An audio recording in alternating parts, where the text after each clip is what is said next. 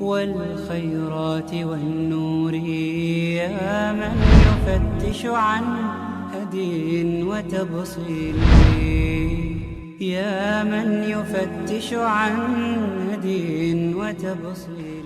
الحمد لله رب العالمين والعاقبة للمتقين ولا عدوان إلا على الظالمين وأشهد أن لا إله إلا الله وحده لا شريك له ولي الصالحين وأشهد أن محمدا عبده ورسوله وصفيه من خلقه وحبيبه سيد الأولين والآخرين. اللهم صل عليه وعلى آله وصحبه وسلم تسليما كثيرا. أما بعد. Mes frères et sœurs, notre thème avec vous aujourd'hui, avec l'aide d'Allah Tabarak wa Ta'ala, tourne autour d'une chose que nous avons négligée, malheureusement, et dont nous ne prenons plus soin. Cette chose est la perte de temps. La perte de temps. Et comme l'a dit l'imam Ibn al-Qayyim al-Jawziyya, rahimahullah, la perte de temps est pire que la mort. La perte de temps est pire que la mort. Car la mort te coupe de ce bas monde et de ses habitants, alors que la perte de temps te coupe d'Allah Azza wa Jalla. Le temps libre est la chose la plus précieuse que l'on possède dans ce bas monde. Le temps passe et malgré cela on le néglige, ainsi que le reste des bonnes œuvres qui passent devant nous comme un clin d'œil. Chaque jour qui passe diminue de notre vie et nous rapproche de notre délai. Chers frères et sœurs, toi qui passes tes journées et tout ton temps à courir derrière cet éphémère bas monde et ses passions, ô toi qui es heureux que ce temps passe rapidement et soit terminé, ne sais-tu pas que chaque minute et même chaque instant qui passe diminue ta vie et te rapproche de l'au-delà? As-tu oublié cela? Mes frères et sœurs, prenez ces paroles de ma part, car elles proviennent d'un cœur qui vous aime en Allah subhanahu wa ta'ala, et Allah en est témoin. Et Allah subhanahu wa ta'ala sait que je veux pour vous le bonheur, la réussite et la victoire dans ce bas monde et dans l'au-delà. Mais bien aimés en Allah, j'ai observé la vie de ceux qui étaient avant nous et j'ai trouvé qu'ils étaient exceptionnels. C'étaient les gens qui connaissaient le mieux la valeur du temps et qui faisaient le plus attention à ce que aucun jour ne passe sans qu'il ne leur rajoute une science profitable ou de bonnes œuvres.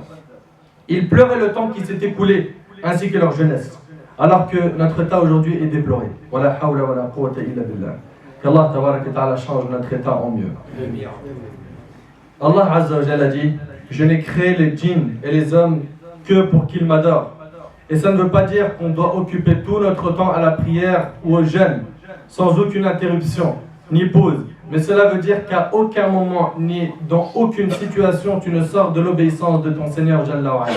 Aujourd'hui, nos jeunes et les plus âgés gâchent leur temps devant les matchs de football. Pendant des heures, il ne se contente pas de regarder le match. Il a regardé le match, il attend les commentaires, après il va voir sur internet ce qui est dit, après il appelle ses amis et des heures pour un seul match, subhanallah. D'autres, c'est devant les séries télévisées ou les téléréalités. Et des heures, ils sont là à commenter la vie d'autrui. Au lieu de s'occuper de leur propre vie, ils ne font que de penser à la vie d'autrui. Masakin. D'autres, c'est les pièces de théâtre, les caméras cachées. D'autres, c'est les films, les clips de musique. D'autres, ils perdent leur temps devant les jeux vidéo. D'autres, c'est au cinéma. D'autres, dans les cafés ou encore dans les chichas à jouer aux échecs, aux cartes. D'autres encore passent leur journée au téléphone à médire, mentir, etc. Et parmi les femmes, sans généraliser, et parmi les femmes, certaines passent leur temps à la cuisine et d'autres parmi elles restent devant leur miroir plus que le nécessaire. Ils passent un temps fou devant les miroirs à se maquiller et malheureusement, il arrive beaucoup qu'elles ne font même pas cela pour leur mari. Certaines personnes perdent leur temps dans la rue, d'autres dans les marchés, d'autres dans les centres commerciaux. Subhanallah, qu'est-ce que ça fait mal au cœur d'entendre des jeunes dire: venez aujourd'hui, on va galérer dans un supermarché, dans un centre commercial. On va passer notre journée aujourd'hui aux Champs-Élysées à rien faire. On tient les murs, on regarde les passants, on voit si on peut draguer ou rigoler un petit peu. Et ils restent dans la rue, subhanallah, aucun objectif. Mais quelle est donc cette jeunesse? Est-ce que de cette manière, on est en train de copier sur nos ancêtres, les compagnons radiyallahu anhum? Alors ils perdent leur temps dans les centres commerciaux, ils sont dans les rues. Avec cela, ils sont dans les rues avec ce que cela contient comme négligence du droit du chemin, à savoir baisser le regard, car ça fait partie du droit de la rue. Mais malheureusement, beaucoup de gens ne baissent plus le regard aujourd'hui face au sexe opposé. Rendre le salam, et aussi t'en trouves beaucoup parmi eux qui gênent les autres sans parler des insultes et des autres choses qu'Allah tabaraka wa ta'ala a interdit. Et si tu les questionnes sur les raisons de leur agissement, tu leur dis mais pourquoi est-ce que vous passez votre temps de cette manière? Pourquoi est-ce que comme tu le dis là, tu galères? Pourquoi est-ce que toute la journée, tu es devant ton PC, sur Facebook, sur le net, les emails, tu surfes, ou tu es dans la rue, ou tu es devant la télé, ou devant le café? Pourquoi? Pourquoi est-ce que tu es en bas de l'immeuble? Pourquoi tu perds ce temps? La réponse de beaucoup d'entre eux, pourquoi généraliser? On cherche à faire passer le temps, ou d'autres même ils y vont plus cruellement, on cherche à tuer le temps. On cherche à tuer le temps. On tue le temps, mon frère. On tue le temps. Sache que la perte de temps, mon frère, ainsi que toi, ma soeur, est un suicide lent. Et ce qui est étonnant, c'est que les gens s'attristent de la mort de l'un de leurs proches et ne s'attristent pas de se tuer eux-mêmes en gâchant leur temps. C'est un suicide lent. Puis sachez que celui qui gâche son temps demandera à Allah de le faire revenir dans ce bas monde afin qu'il occupe son temps comme il l'aurait fallu. Et ce, à deux occasions. La première est lors de son agonie. Allah Azza wa Jal dit: Seigneur, si seulement tu m'accordais un court délai. Regarde ce que le serviteur va demander. Seigneur, si seulement tu m'accordais un court délai, je ferai l'aumône et serai parmi les gens de bien. Je vais me rattraper. Je vais rattraper ce retard. Je vais faire partie des gens du bien. La réponse d'Allah Tabaraka wa Ta'ala sera: Allah cependant n'accorde jamais de délai à une âme dont le terme est arrivé. Il n'y a plus de délai. Sur terre, tu rates un examen, que ce soit le permis ou le bac, tu peux le repasser. Ou des fois, tu as une session de rattrapage. Yawm al-Qiyamah, le jour du jugement, il n'y a pas de session de rattrapage. Il n'y a pas de piston. Il n'y a rien. Il y a toi, tes bagages, devant Allah Azza wa Jal, le Seigneur des mondes. Alors, ce rendez-vous, est-ce qu'on s'y est préparé? On se prépare pour tous les examens. Et on tremble, et on ne dort pas. Et on prend des médicaments tellement on est stressé, on est angoissé à cause des examens de ce bas monde. Et je ne suis pas en train de dire qu'il faut négliger les examens de ce bas monde, mais le problème, c'est que ça nous a fait oublier les examens de l'au-delà. Ta vie entière, c'est un examen. En continu. C'est un test. Une fois que l'ange de la mort a pris ton âme, c'est terminé. C'est fini pour toi. Tu ne peux plus rien écrire.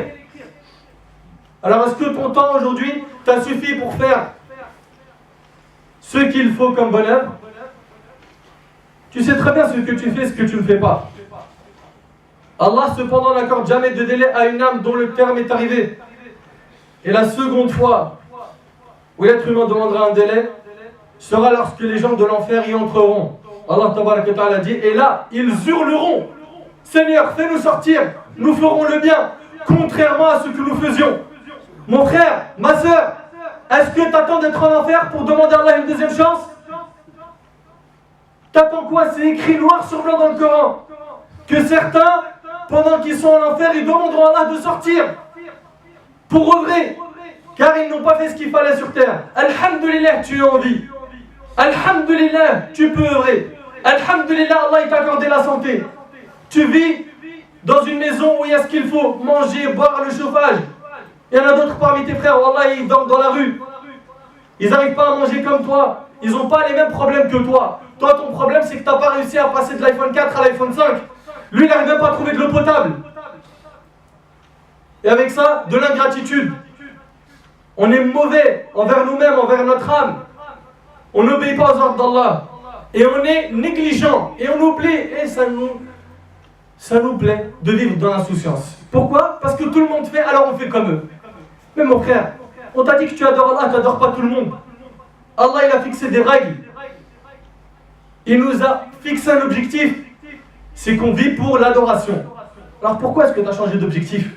Pourquoi est-ce que ton objectif aujourd'hui, c'est plaire aux gens? C'est que les gens disent du bien de toi. Yahri, après ta mort, les gens ils vont t'accompagner, ils vont prier sur toi et ils vont repartir. Et dans ta tombe, tu es tout seul. Et là, les anges vont venir te questionner dans ta tombe. Et comme l'a dit le prophète, la tombe est la première station du jour du jugement. Si la personne réussit ce passage de la tombe, tout ce qui suit sera facile, et dans le cas contraire, tout ce qui suit sera difficile. Qu'Allah nous en préserve.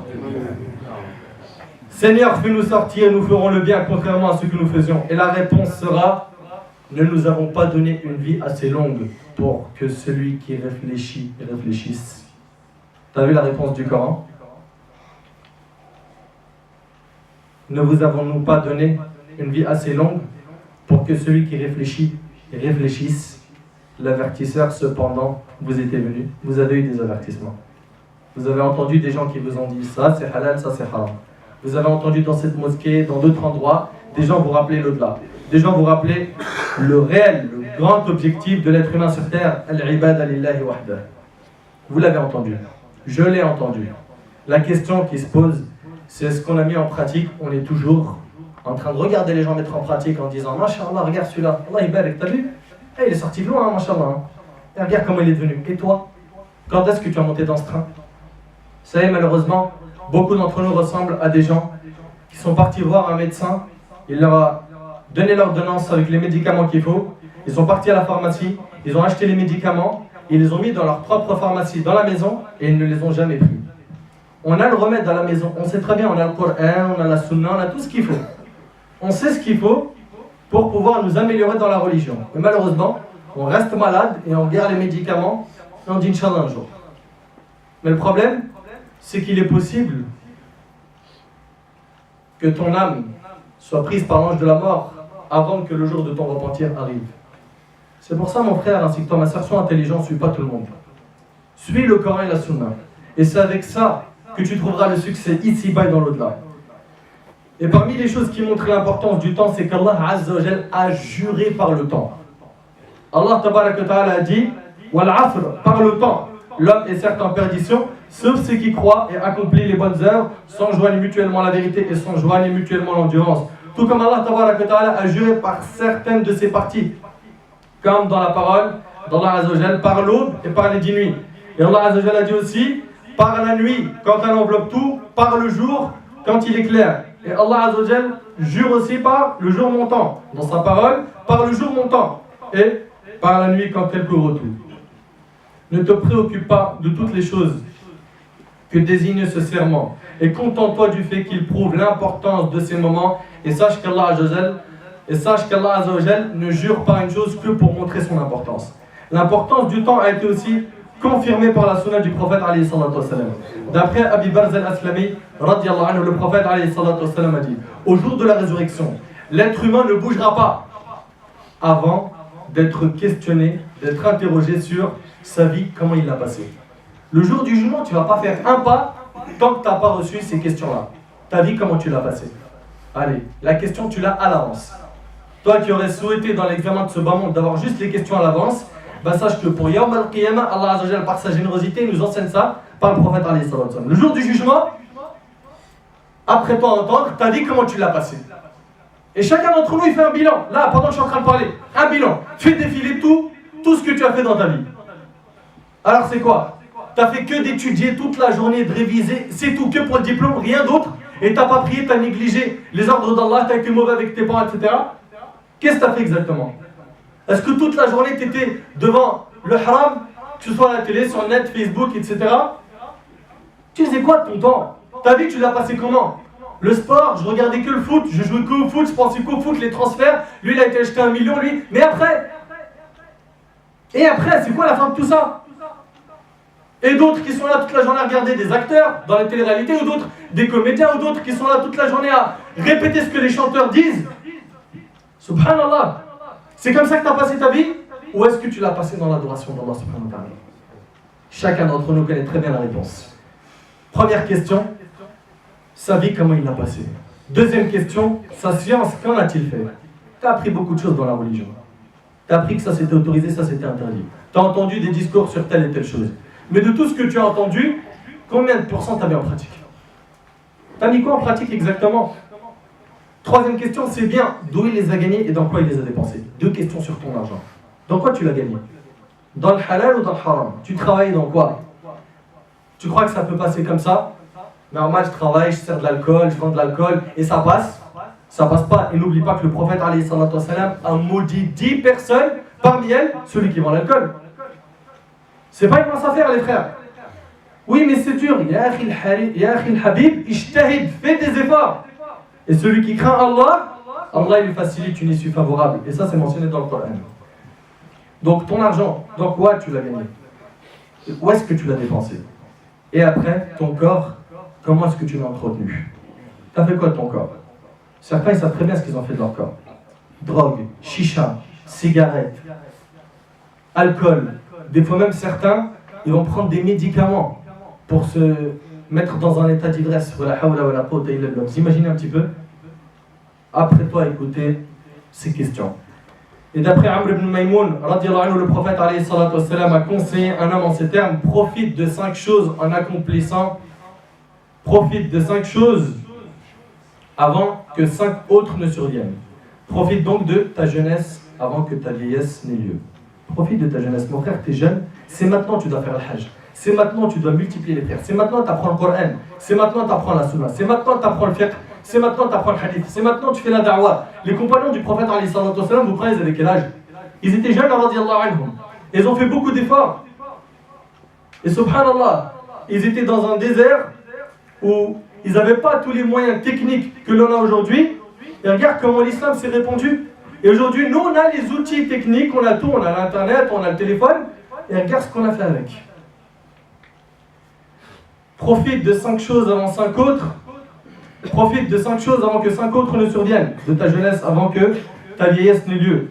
De ta bonne santé avant que tu ne tombes malade.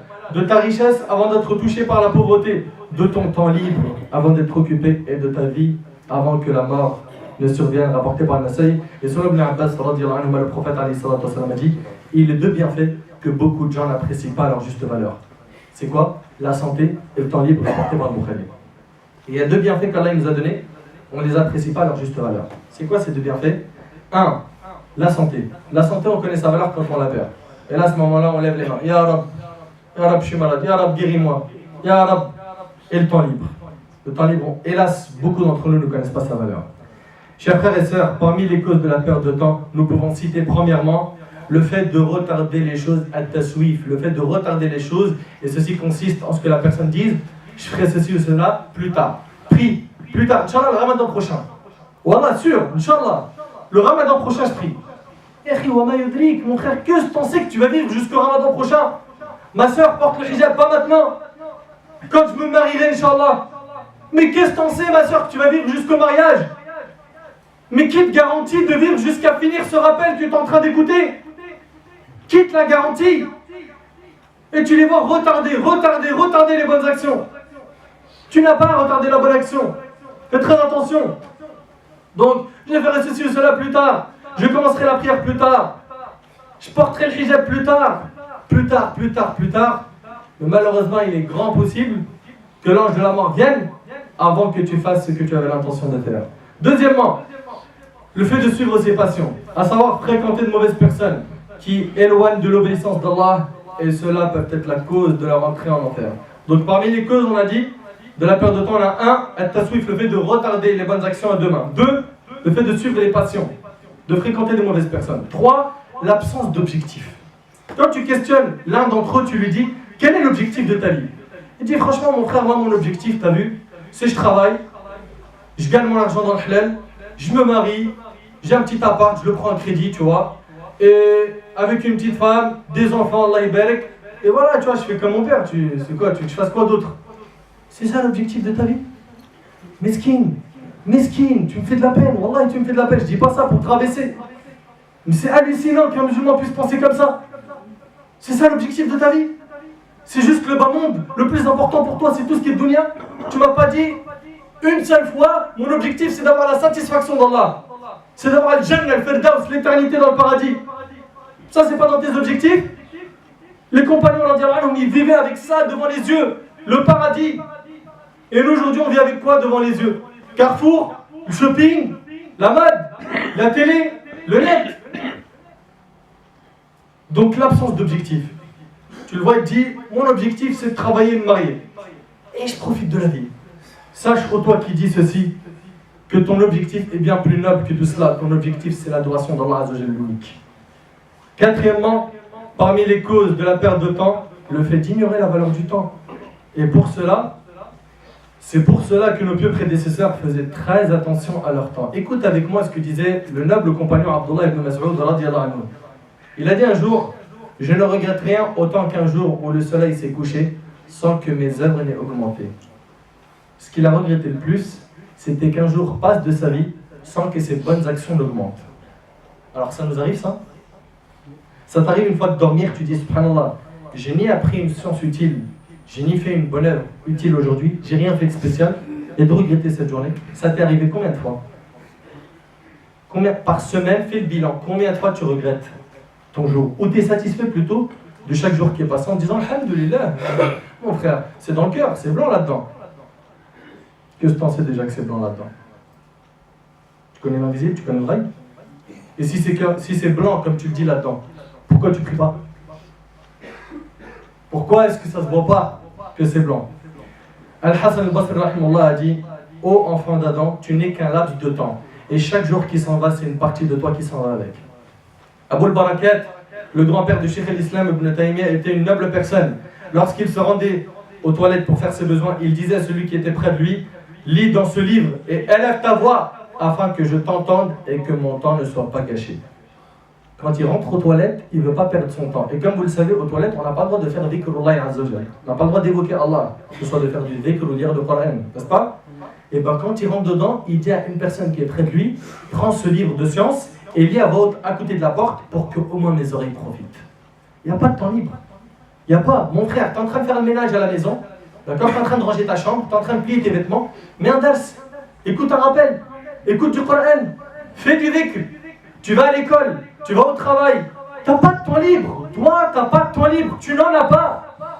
Pendant tes allers-retours, quand tu vas à l'école ou au travail ou à la mosquée ou n'importe où, tu es dans ton véhicule, tu es dans le métro, ta langue elle bouge. Tu fais du tasbih, tu fais du tahlil, takbir, subhanallah, alhamdulillah, Allahu akbar, la ilaha illallah, as-salat ala nabi alayhi salatu wassalam, al-istighfar, etc.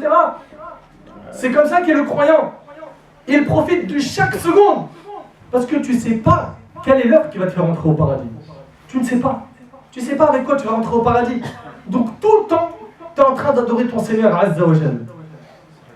Donc ça c'était Abu al-Barakat. L'imam Ubayd ibn Ya'ish, qui était le cheikh de l'imam al-Bukhari et de l'imam Muslim, il dit: durant 30 années, je n'ai pas mangé de mes propres mains. La nuit, c'était ma sœur qui me faisait manger pendant que j'écrivais des hadiths. 30 ans, il n'a pas touché la nourriture avec sa main, parce qu'il était occupé à écrire la science du hadith.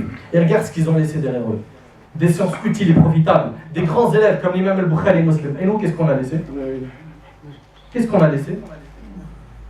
Mohammed ibn Abi Hatim, le scribe de l'imam al-Bukhari, a dit: je suis resté un temps avec al-Bukhari. Vous connaissez tous l'imam al-Bukhari. Et une fois, je me suis rendu chez lui et j'y ai dormi. Et j'ai compté le nombre de fois où il s'était levé la nuit et j'ai vu qu'il s'était levé plus de 20 fois. Et après le Habib, subhanallah, quelqu'un, il va dormir, d'accord? Vous savez tous mieux que moi que c'est un moment qu'on attend impatiemment. On aime dormir. C'est vrai, c'est pas vrai. Il y en a même, subhanallah, quand il ne travaille pas, il peut dormir jusqu'à, pendant Ramadan, des fois il y en a, il dort jusqu'à 18h. Il se réveille, il dit, subhanallah, il reste 3 heures. Bon, on va essayer de s'accrocher. Hein. Subhanallah, t'as rien vu de Ramadan et tu dis, on va s'accrocher. S'accrocher de quoi? Donc, on aime dormir. Et ben l'imam al-Bukhari, rahimahullah, il dort. Il se rappelle d'un hadith qu'il devait écrire, il se réveille. Il se rappelle d'une leçon ou d'une parole profitable qu'il aurait pu écrire, il se réveille plus de 20 fois par nuit. Mais combien de temps il dormait dans sa nuit? Combien de temps? Il était soucieux, il n'avait pas le même souci que nous. Il avait un autre souci. Et regarde, combien de siècles après, l'imam al-Bukhari, on en parle encore sur le minbar. On en parle partout. L'imam Ahmad, rahimahullah, l'imam des gens de la sunna et du consensus, disait: je resterai avec l'encrier jusqu'à la tombe. Ma'al mahbara, hatta al-maqbara. Je continuerai à écrire jusqu'à ma tombe. Et il ne s'est marié qu'à l'âge de 40 ans afin de consacrer son temps à la recherche de la science. Cheikh al-Islam ibn Taymiyyah, son élève Ibn al-Qayyim, disait à son sujet qu'il écrivait en une nuit ce que les copistes écrivent en une semaine. Et voici ce qu'a dit Ibn al-Jawzi, il dit: j'ai vu que la majorité des gens enterraient le temps de manière étonnante. Lorsque la nuit s'allonge, c'est avec des discussions futiles ou des lectures de poésie, d'amour et de nuit blanche. Et si le jour s'allonge, alors c'est avec le sommeil, alors qu'aux extrémités de la journée, ils sont en train de se promener dans les marchés. Fin de citation. Que penserez-vous, que dirait Ibn Jawzi s'il voyait comment beaucoup de musulmans gâchent leur temps à notre époque, où les distractions se sont multipliées, où les gens ne donnent plus de valeur à leur temps. Et quand tu lui dis, t'as du temps, il te dit oui. T'as du temps libre? T'as appris le Coran? Non. Parce que je connais pas l'arabe. T'as appris l'arabe? Non, c'est trop dur pour moi. Mais mon frère, il y a des gens qui embrassent l'islam, des reconvertis, en un an ils savent lire l'arabe. En un an ils savent lire le Coran. Et toi, ton père et ta mère, ils sont musulmans de naissance, t'es musulman de naissance, jusqu'à maintenant tu sais pas lire l'arabe. Pourquoi est-ce que tu culpabilises pas? Pourquoi est-ce que tu ressens pas que tu as des manquements? Pourquoi est-ce que tu es mal à l'aise quand tu vois des gens avoir des grosses voitures, des gros scooters, des véhicules, etc. et tu n'es pas mal à l'aise quand tu vois des gens de ton âge ou plus petits qui connaissent beaucoup plus que toi dans la religion? Pourquoi? Pourquoi tu culpabilises pas? Pourquoi tu ne regrettes pas? Pourquoi? Tu as du temps libre? Tu visites les malades? Tu visites les membres de ta famille? Tu fais le bien? Est-ce que tu as essayé au moins une fois d'aider une association humanitaire à servir des repas chauds aux pauvres? Qu'est-ce que tu fais comme chose bonne? Tu fais quoi? T'apprends quoi? T'adores Allah Azzawajal par quoi exactement? Et après tu me dis t'as du temps libre? Remplis ton temps libre dès maintenant. Toi qui es jeune et profite. Et toi qui es âgé, profite aussi, car tu ne sais pas quand est-ce que l'ange de la mort va venir. En conclusion, nous devons occuper notre temps par ce qui est profitable. Et c'est pour cela que nous devons impérativement organiser notre temps, nous éloigner des mauvaises fréquentations, dormir peu, comme nous devons aussi connaître les histoires de nos ancêtres et les pieux prédécesseurs, ainsi que la valeur du temps, connaître quel est notre objectif dans la vie et savoir que la mort viendra à l'improviste sans nous prévenir. Le véritable gagnant est celui qui profite de son temps et qui est attentif à faire prévaloir ce qui est profitable auprès de son Seigneur, alors que le malheureux est celui dont les jours qui passent ne lui ajoutent que de l'éloignement de son Seigneur. Celui-là est un malheureux. Il voit les jours passer successivement et se réjouit de l'approche d'une promotion, de l'obtention d'une augmentation dans son salaire ou de la concrétisation d'un souhait, tout en étant insouciant de l'obéissance d'Allah Azzawajal et accomplissant ce qu'Allah Azzawajal a interdit. Et le pauvre ne sait pas que chaque jour qui passe le rapproche de sa tombe et l'éloigne de ce bas monde. Il n'y a rien de mieux pour le musulman que de profiter de son temps et de le remplir par le bien et les œuvres pieuses, de donner à chacun son droit et de faire attention à son capital qui est le fait d'accomplir les obligations et de s'éloigner des interdits. Et sache mon frère ainsi que toi ma soeur que si tu veux utiliser ton temps, dans ce qui est utile, juste place l'intention et la volonté, fais les causes, Allah subhanahu wa ta'ala remplira ce temps dans ce qui est utile. Sache-le avec certitude.